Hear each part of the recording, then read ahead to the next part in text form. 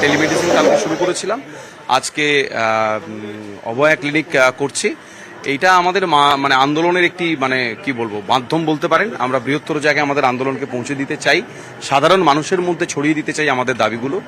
তারা সাধারণ মানুষ ছাড়া তো কোনো আন্দোলনই কোনো দিন পূর্ণতা পায় না। তো সেই জায়গা থেকেই আমাদের এই কর্মসূচি, এবং আগামী দিনেও এরকম আরও অনেক কর্মসূচি আমাদের থাকবে, আছেও।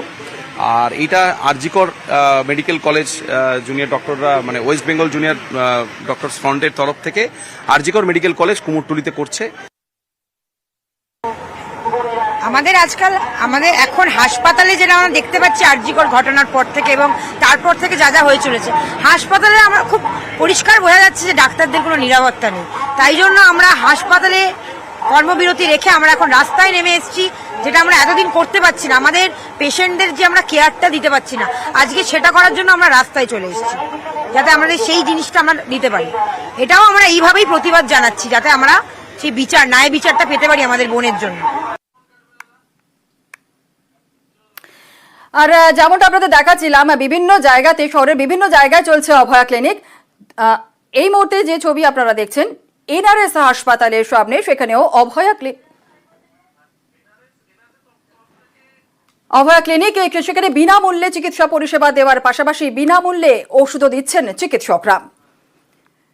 আর এনআরএস হাসপাতালের সকাল থেকেই সেখানে অভয়া ক্লিনিকের ব্যবস্থা করা হয়েছে। বিভিন্ন জায়গায় কুমোরটুলি সহ বিভিন্ন জায়গায় আজকে অভয়া ক্লিনিকের ব্যবস্থা করা হয়েছে, বিনামূল্যে পরিষেবা চিকিৎসকদের। আমরা জানাতে চাই সমস্ত কলকাতাবাসীকে, পশ্চিমবঙ্গবাসীকে যে আমরা আপনাদের পাশে আছি। আমরা চিকিৎসায় ফেরত আর এই অভয়া ক্লিনিক বিনামূল্যে এখানে চিকিৎসা পরিষেবা দেওয়ার পাশাপাশি এখানে বিনামূল্যে ওষুধও দিচ্ছেন চিকিৎসকেরা।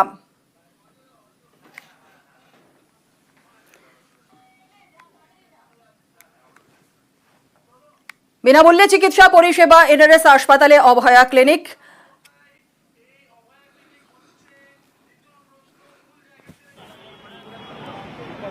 আর সরাসরি এই বিষয় নিয়ে কথা বলে নেব, আমাদের সঙ্গে রয়েছেন আমাদের প্রতিনিধি অর্ণব হাজরা। সরাসরি চলে যাবো অর্ণবের কাছে। অর্ণব, একটু জানতে চাইবো যে এই অভয়া ক্লিনিকে কোথায় কোথায় হচ্ছে, কারা কারা আসছেন ওই অভয়া ক্লিনিকে?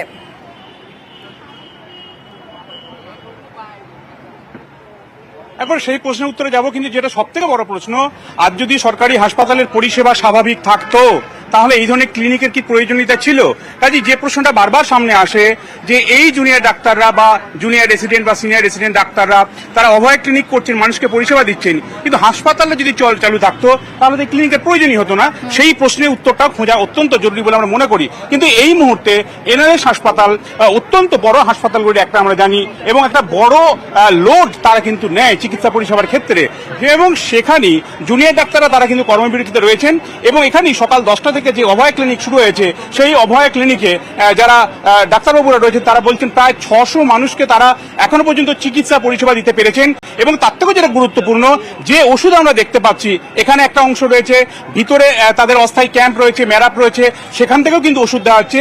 এই ওষুধ কিন্তু বিনামূল্যে এই জুনিয়র ডাক্তার বা পিজিটি বা সিনিয়র রেসিডেন্ট বা জুনিয়র রেসিডেন্ট যারাই রয়েছেন তারা কিন্তু এই পরিষেবাটা তারা প্রদান করছেন। এবং আমরা কথা বলে নেওয়ার চেষ্টা করবো যে সমস্ত ডাক্তারবাবুরা এখানে রয়েছেন তাদের সাথে, আপনারা কতজনকে পরিষেবা দিলেন? এই পরিষেবাটা তো দেওয়ার কথা ছিল না। এমন একটা ঘটনা 8 তারিখ রাত বা 9 তারিখ সকালে এলো আমাদের সামনে, তার জন্য বাধ্য হলেন। আমি এই পরিষেবাটা কদিন চলবে, কিরকম রেসপন্স পাচ্ছে সেটা প্রথমে জানতে চাইবো আপনার কাছ থেকে। দেখুন, আজকে সকাল থেকেই অভয়া ক্লিনিক স্টার্ট হয়েছে আমাদের। এটা বিভিন্ন মেডিকেল কলেজ, এনআরএস সহ আরজিকর মেডিকেল কলেজ, ইএসআই বা কেপিসি, সিএনএমসি সমস্ত মেডিকেল কলেজের বাইরে অভয়া ক্লিনিকের নামে আমরা এই ক্লিনিক স্টার্ট করেছি সকাল 10টা। কলকাতা শুধু এই হাসপাতাল করছে নাকি কলকাতার বাইরে? এই অভয়া ক্লিনিকে ডাক দেওয়া হয়েছে ওয়েস্ট বেঙ্গল জুনিয়র ডক্টরস ফ্রন্টের তরফ থেকে। যে যে মেডিকেল কলেজ তাদের মতন করে পারছে এই অভয়া ক্লিনিক তারা করছে বিভিন্নভাবে বিভিন্ন জায়গাতে। আমাদের উদ্দেশ্য হচ্ছে যে আমরা যে ন্যায় বিচারের দাবি নিয়ে এতদিন কর্মবিরতিতে আছি, আমরা জুনিয়র ডাক্তাররা, তাহলে আমরা কর্মবিরতিতে থাকতে চাই না, আমরা বিচার পাচ্ছি না। বিচার না পেয়ে এই জায়গাতেই তো প্রশ্ন আসছে যে মূল জায়গা ছেড়ে অন্য জায়গায় অভয়া ক্লিনিকে কেন? এজেন্সি আমরা কি করে সিকিউরিটি বোধ করব? তাহলে এই দাবি যতদিন না মানা হচ্ছে আমরা কর্মবিরতিতে আছি। এর পাশাপাশি আমরা তো কর্মবিরতি টানা রাখতে চাই না, আমরা চাই কাজে ফিরতে এবং জনগণকে পরিষেবা দিতে, সাধারণ মানুষকে পরিষেবা দিতে। সেই জায়গা থেকে আজকে একটা প্রশ্ন আমি না করলে পারছি না। ধরুন এই যে ক্লিনিকটা করছেন, নিশ্চিতভাবে করছেন এটা খোলা আকাশের নিচে, একেবারে অস্থায়ী কটা টেবিল চেয়ার নিয়ে, এইটা তো আমরা হাসপাতালে যে পরিকাঠামো রয়েছে, বিল্ডিং রয়েছে, সেখানেও আপনারা করতে পারতেন, তাতে মানুষ আরো বেশি উপকৃত হতো, ইনফ্রাস্ট্রাকচারটা বেটার পেতেন আপনারা। দেখুন, এটা আমরা করতে পারতাম, তাহলে তো আবার আমাদের কর্মবিরতির যে প্রশ্নটা, কর্মবিরতি আমরা করতে এই জন্যই করছি যাতে প্রশাসন এটাকে আমাদের দিকটাকে একটু গুরুত্ব দিয়ে দেখেন যে আমরা সিকিউর নই আজকের দিনে, আমরা কাজে ফিরতে পারছি না। আজকে আমাদের জুনিয়র কলিগরা কিভাবে কাজে ফিরবে যদি তারা সিকিউর বোধ না করে? এবং এই যে যারা খুনি দোষী তারা কিন্তু হসপিটাল ক্যাম্পাসের মধ্যেই ঘুরে বেড়াচ্ছে, তাহলে হসপিটাল ক্যাম্পাসে আমরা সেফ বোধ করছি না, সুরক্ষিত বোধ করছি না। তাই আজকে আমাদের বাইরে এই ক্যাম্প, অস্থায়ী ক্যাম্প করে এই পরিষেবা চালু করতে বাধ্য হলাম আমরা। আমি আরেকটা প্রশ্ন করবো, আপনারা যথেষ্ট সুচিন্তিত নাগরিক বলেই মনে করি, এবং এই ধরুন বিচার চাই বলছেন, সিবিআই যে দায়িত্ব নিয়েছে 14 তারিখ, আজকে সেপ্টেম্বরের 1 তারিখ হয়ে গেল, প্রায় অর্ধ মাস, 15 দিনের বেশি তারা সময় পেল, কিন্তু বিচারটা কি করে পাবেন? কোনো আশা দেখছেন সিবিআই এর উপরে? দেখুন, সুপ্রিম কোর্টের তত্ত্বাবধানে সিবিআই তদন্ত চলছে, এটা এর উপরে তো আমাদের আস্থা রাখতেই হবে। কিন্তু এও আমরা জানাতে চাই যে আগামী দিনগুলোর মতন যে আরো বিভিন্ন ঘটনা নিয়ে সিবিআই তদন্ত করেছে, সেটার থেকেও এই ঘটনাটা কিন্তু আরো বেশি মারাত্মক এবং নৃশংস। এই ঘটনা যে কোনো ধরনের ক্রাইমকে কিন্তু ছাড়িয়ে গেছে, কারণ একজন কর্তব্যরত লেডি ডক্টর তার কর্মক্ষেত্রে অন ডিউটিরত অবস্থাতে সে রেপড অ্যান্ড মার্ডার হয়েছে। এই ঘটনা কিন্তু অতি দ্রুত বিচার করতে হবে, এটাই আমরা সবাই চাই। এবং আমাদের সাথে আমরা বুঝেছি যে জনগণও আমাদের দাবির সাথে সম্পৃক্ত হয়ে এই আন্দোলনে তারা স্বতঃস্ফূর্তভাবে নেমেছে। তাই আজকে এই আন্দোলন শুধু জুনিয়র ডাক্তারদের আন্দোলন নয়, এই দাবি আজকে জুনিয়র ডাক্তার সহ সমস্ত জনসাধারণের দাবি। আমরা চাই অতি দ্রুত এই সমস্যার সমাধান হোক। আমি আরেকজন ডাক্তারবাবুর কাছে যাব, যিনি পেশেন্ট দেখছেন, আমি দেখছি অনেকক্ষণ ধরেই, তার সাথে কথা বলবো। আপনার সাথে একটু কথা বলার চেষ্টা করবো, কিরকম রেসপন্স পাচ্ছেন?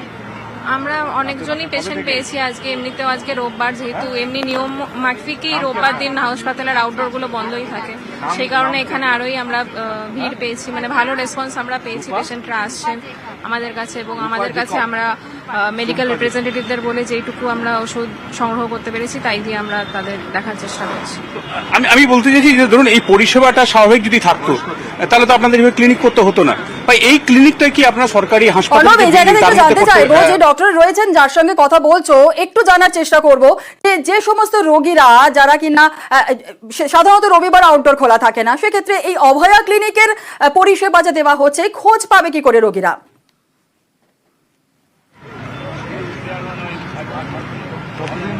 আর একটা বিষয়, ধরুন অভয় ক্লিনিক করেছেন, আপনারা বলছেন প্রায় 600 জন রোগী এসছে, রবিবার দিন সচরাচর ওপিডি থাকে না আমরা জানি, কিন্তু মানুষের কাছে এটা পৌঁছাতেও তো হবে, তো খবরটা হয়তো সংবাদ মাধ্যম যতটা পারছে চেষ্টা করছে, তারা কি করে জানবে আপনারা ক্লিনিক কোথায় করছেন, কবে করছেন? এটা কি আরো একটু কনস্ট্রাকটিভ ওয়েতে আমরা জানাবেন বা জানানোর প্রয়োজন? আমাদের আপাতত এই ক্লিনিকটাই প্ল্যান করা হয়েছে এবং আগের দিন আমাদের প্রচার করা হয়েছে বিভিন্ন রাস্তায় রাস্তায় মাইকে করে, এবং এটা আমরা আরো যখন পরে আমরা যদি ডিসাইড করি সেইভাবে আমরা প্রেসকে অথবা মাইকে করে রাস্তায় আমরা জানিয়ে দেবো। আমি আরেকজন রয়েছেন, তার কাছে এইটা কতদিন চলবে? আজকে আপনারা শুরু করলেন, কতদিন চলবে, কতগুলো হাসপাতালে চলছে বলে আপনারা জানেন, কটা থেকে কটা? দেখুন, আমরা তো ডাক্তার, আমরা চাই না এরকম রাস্তায় এসে পেশেন্ট দেখতে। আমরা এই সরকারি হাসপাতাল, আমরা এনআরএস এর ডাক্তার, আমরা চাই এনআরএস এ আমরা যেভাবে স্বাভাবিক কর্মস্থলে যেভাবে আমরা কাজ করছিলাম সেভাবেই যেন আমাদের ফিরে গিয়ে আমরা আবার কাজ করতে পারি। কিন্তু সেই পাড়াটা অনেকটা নির্ভর করছে আমাদের সরকার এবং প্রশাসনের সদিচ্ছার উপর এবং আমাদের বিচার ব্যবস্থার সদিচ্ছার উপর। আমরা চাই আমাদের যে দাবিগুলো, এই যে 5টা দাবি আমাদের আছে, খুব দ্রুততার সঙ্গে যে বিচারটা পাওয়া এবং আরো আরো একটা বিষয়, সর্বশেষ প্রশ্ন, যে এই অভয়া ক্লিনিক কতক্ষণ পর্যন্ত খোলা থাকবে, অর্থাৎ রোগীদের পরিষেবা কতক্ষণ পর্যন্ত দিতে পারবেন? কেউ ভালো নেই। এই 18-20 দিন, আজকে 22-23 দিন হয়ে গেল, এতদিন আমরা আমাদের কাছ থেকে দূরে মানে নিজেরাই থাকতে পারছি। আর একটা প্রশ্ন যেটা আমার স্টুডিও থেকে আসছে সরাসরি, সেটা হচ্ছে এই ক্যাম্প কটা পর্যন্ত খোলা থাকবে, কতদিন চলবে, কতজন করে চিকিৎসক পরিষেবা দেবে? আমরা আপাতত আজকে আমাদের এই ক্যাম্পের প্রথম দিন, ফিজিক্যাল ক্যাম্পের, আমরা যেটা টেলিমেডিসিন পরিষেবা সেটা গত শনিবার থেকে শুরু করেছি, সেটা আমরা একটা আরজি করে গিয়ে আমরা বিভিন্ন কলেজ থেকে গিয়ে সেখানে দিচ্ছি। ফিজিক্যাল ক্যাম্পটা যেটা আমরা শুরু করেছি আজকে প্রথম দিন 10টা থেকে, সকাল 10টা থেকে 2টো অবধি প্রথম দিন হিসেবে আজ শুরু করা হলো। আমরা রোগীদের থেকে যেরকম রেসপন্স পেয়েছি আমরা নিজেরা নিশ্চয়ই সে বিষয়ে আলোচনা করব, যাতে এই ক্যাম্পটা আরো বেশি বেশি করে করা যায়, আরো বেশি বেশি রোগীর কাছে আমরা পৌঁছতে পারি। এবং আমরা কিছুটা হলেও সামান্য, আমরা যে হাসপাতালে আমরা বলছি আমরা সেফ ফিল করছি না, হাসপাতালের বাইরে এসে ওই জন্য আমরা একটা প্রতিবাদ স্বরূপ হাসপাতালের বাইরে এসে আমরা চিকিৎসা পরিষেবা বেশ। দিচ্ছি। তো বেশ, একেবারে ধন্যবাদ অর্ণব।